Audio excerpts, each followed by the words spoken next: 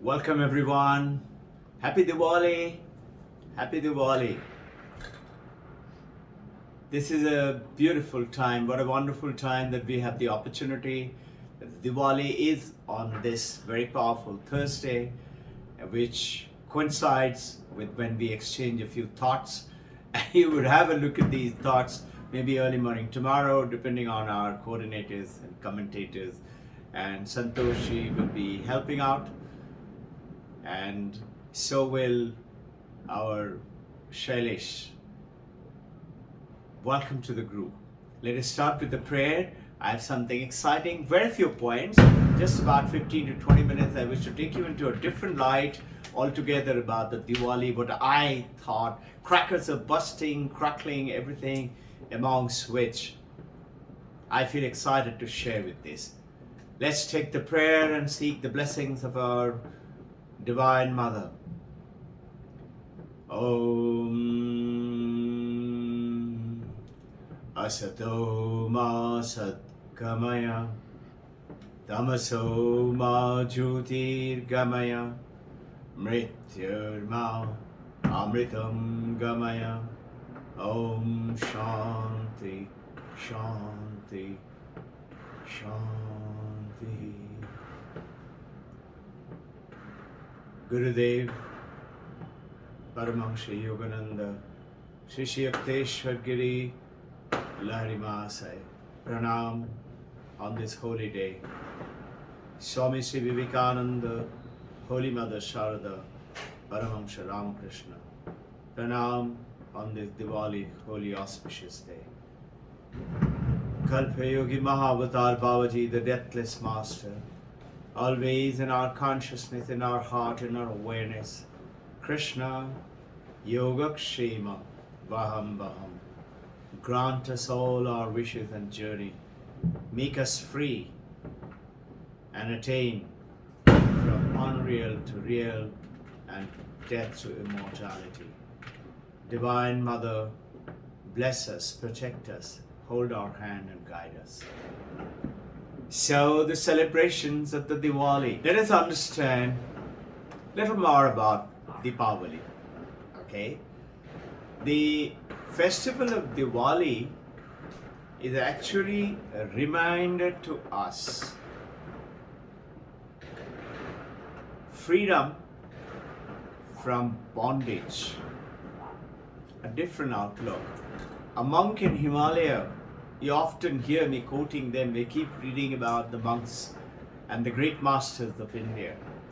A monk from Himalaya said, "We have been thrown into a jail of samsara, and which is separation, which causes all the suffering, which is the bondage." Now, if you look at, all the stories of the Deepavali, the mythological stories, the exile of Rama of 14 years, 12 years of Pandavas coming back and winning after the Kurukshetra, all celebrations with the lights.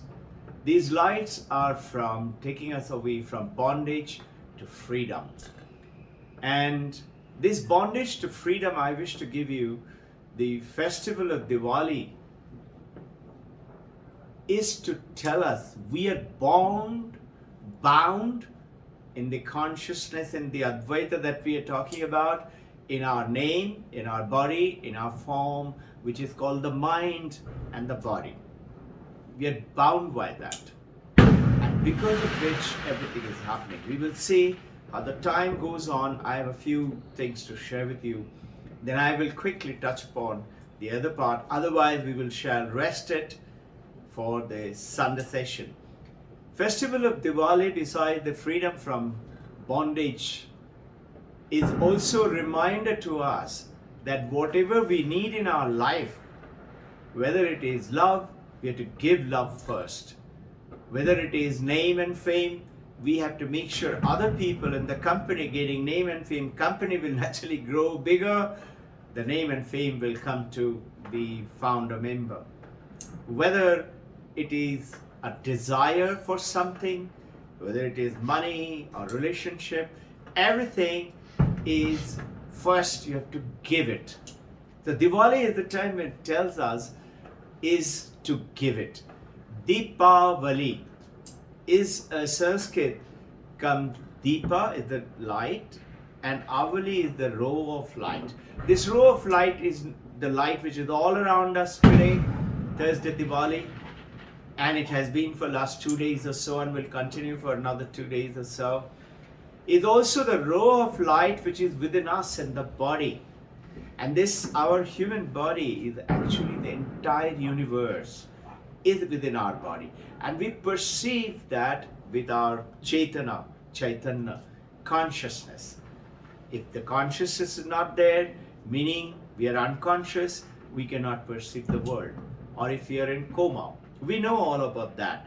A humbling thought. If we are to give, we are giving to many people, isn't it?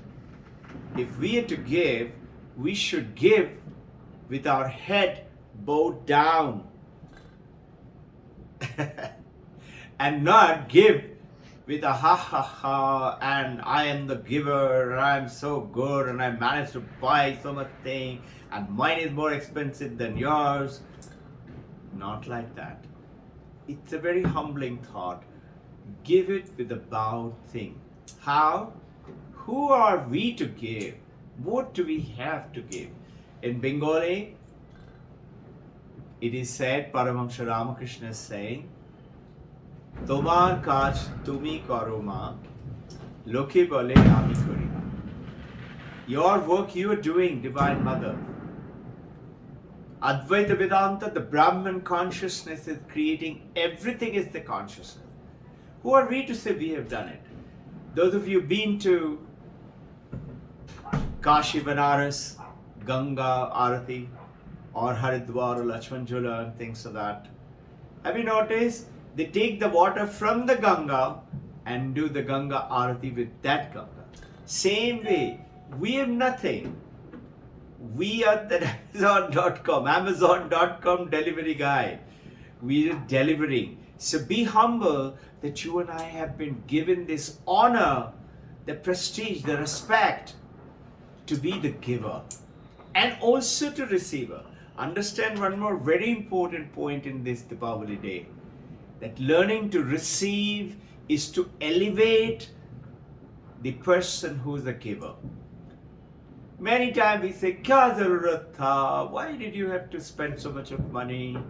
It was not necessary. Now, learn to receive with grace. This is exactly what we wanted in your heart. And feel grateful that the Divine Mother is giving it to us. In the celebration of Diwali, as I said, celebration of bondage, of this name, body, mind, form, it's mentioned in Padma Puran and Skanda Puran and other many Sanskrit scriptures. And this Sanskrit thing talks about also, besides like Vishnu married Lakshmi or Narakasur being killed to free the gopis, or the Rama Ravana Leela, or it is Kartika Mas, it is the festival of time when the harvesting is done. Many stories are there and all of us, we can see that. Mother Kali is in West Bengal, in Nepal, in Orissa, in East Bengal. Many celebrations go on in around the world and many parts on the other side. The Mother Kali is being celebrated as the worship of Mother Kali. Today, Diwali day starts off after 8 o'clock in the evening is the Muhurata. And why is this Mother Kali? This divine consciousness which is within us is called, the name is Kali. Kali is Kala E, as per Isha Upanishad. Kala is Samay, and E, as per Isha Upanishad, means going beyond. That means Kali takes us to go beyond time. Beyond. In other words, to the infinite and takes us from within to within. When the evil is gone from our mind, from the blocked up state, we go into the consciousness state and superconscious state. Superconscious or subconscious or conscious are actually all are one, but the way it has been predicted by the influence of the Western world is, as per Mandukya Upanishad, the consciousness is only one. Not superconscious, subconscious, or partition of consciousness. Consciousness cannot be divided. But consciousness affects the human mind by reflecting on the consciousness. You know about this, like the sunlight falling onto the moon. Moon is that, in this analogy, is the reflective consciousness, throwing it to the earth. But now remember, when there is lunar eclipse, what happens? Night time, moonlight was giving light to the earth. But lunar eclipse, moon turns itself to the sun. Sunlight falls on the moon. But moon is not giving it to the earth now.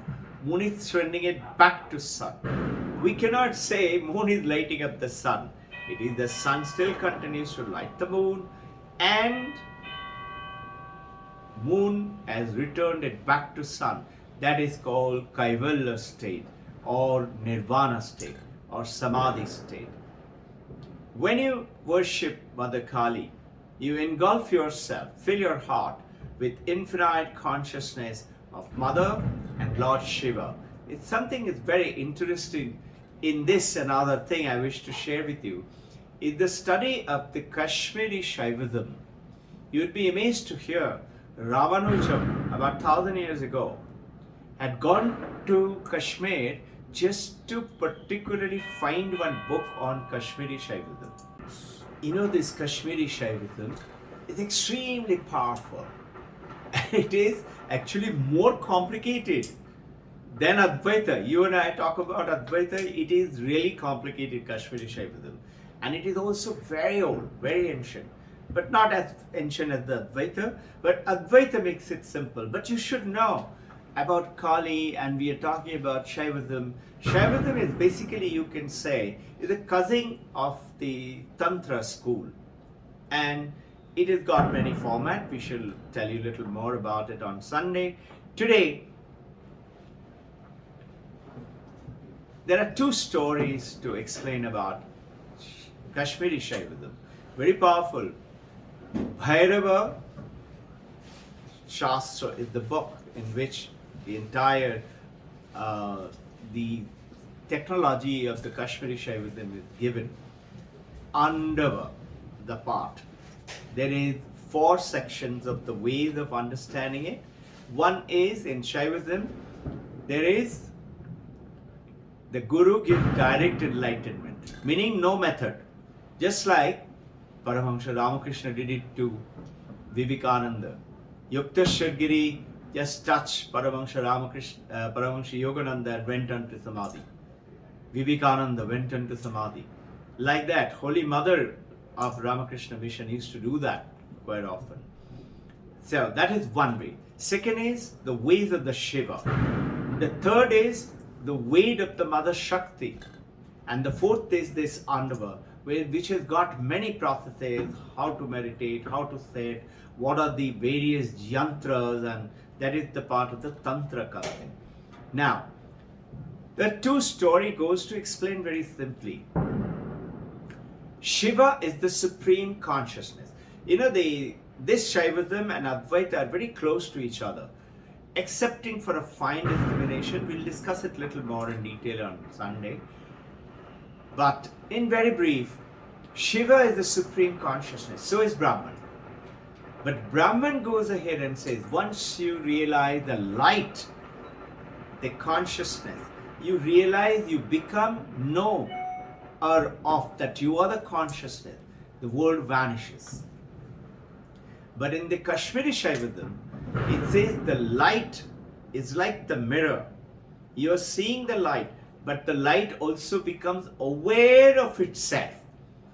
The Shiva is the consciousness light, also become aware of itself, which is as per Advaita, will become, that means consciousness, aware of itself, has to have a mind. Now, mind and consciousness cannot join in, but Kashmiri Shaivism says, yes, that is the way. And in which the story goes, the Shiva wanted to expand and see himself in this, creating the entire universe. And he wanted also to create in his own image Jivas. Jivas are you and me.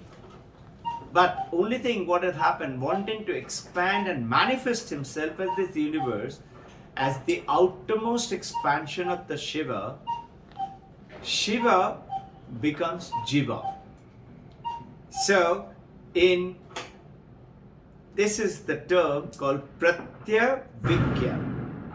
That is memory and seeing together. You know, sometimes if you meet someone after 10 years, Diwali time, and he say, yes, now I know, okay, you are Robbin Ghosh, I met you 10 years ago. So here what is happening, you are remembering and you are also recognizing. Recognition and memory, both are happening. Experience of recognition and remembering it. You may remember but not recognize. You may recognize but not may remember.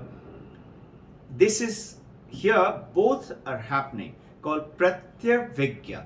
That means the Jiva recognizes I am the Shiva. Shivoham, Shivoham, Shiva Swarupoham. This is how it goes ahead. And expansion as us, as Jivas, as Shiva alone, but also is contraction. Expansion, Jiva to Shiva. When I become Shiva, I realize myself, I get enlightened. But there is also contraction because Shiva has become Jiva. How is that contraction?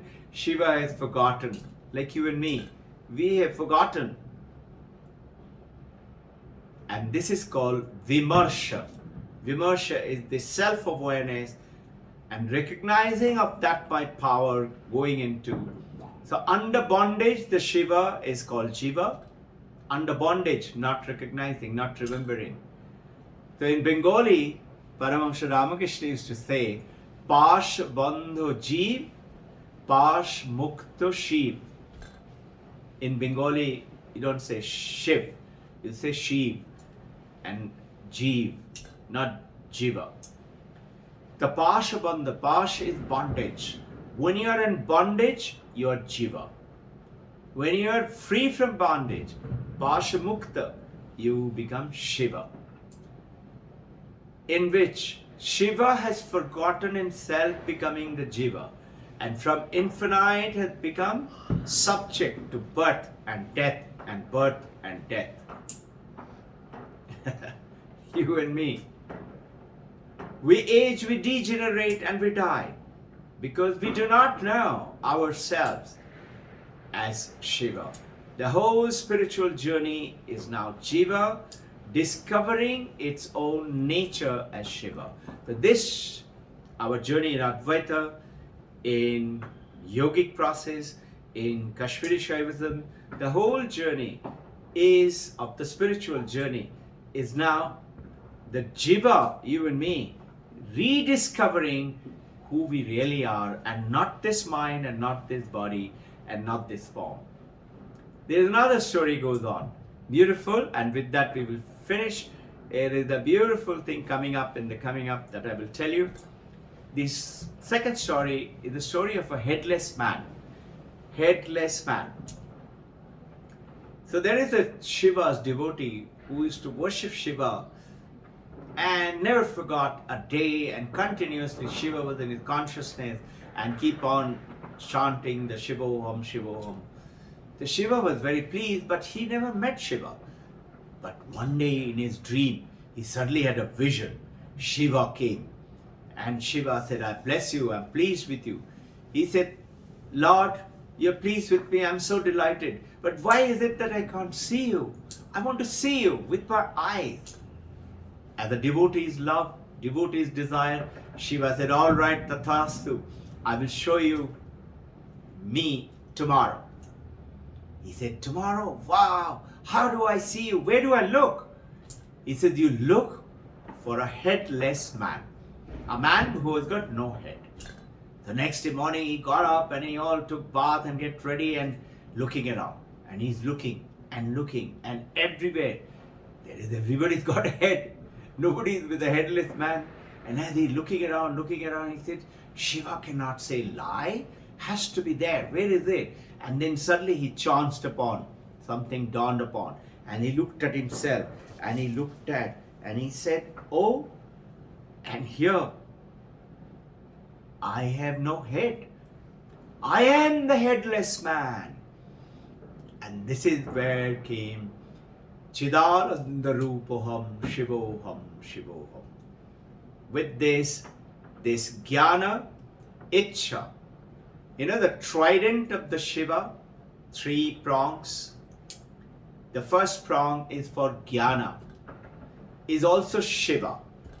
The second prong is desire, Ichcha, is called Shakti or Maya. And the third is also called the action. So, knowledge, desire, action, or Shiva, Shakti, and Nara. Nara is not just you and me. Generally in meaning, Nara means human beings. Here, all living being, everything in that. With that, I wish to share with you that we are taking on No Mind Drive on to the next one on this Sunday. How to become no mind. Why should we become no mind? Just a punch. Mandaka Karika in Advaita Prakarana, it goes on to tell us that Brahma Satyam Jagat Nitya, that you all I know. But why is it we are suffering? It's because it goes ahead and tells that the moment we have Gaudapada, Guru is Guru of Shankaracharya, the moment we see ourselves limited, our mind and body, comes the duality. Duality is samsara. You are different, I am different. While you're living in the samsara, but all the time visualize that oneness, automatically your right arm can't fight with the left arm. The heart cannot fight with the lung. Automatically harmony comes in, and that comes with that Advaita. I wish you all happy Diwali and Jai Guru. Shanti, Shanti, Shanti. Happy Diwali.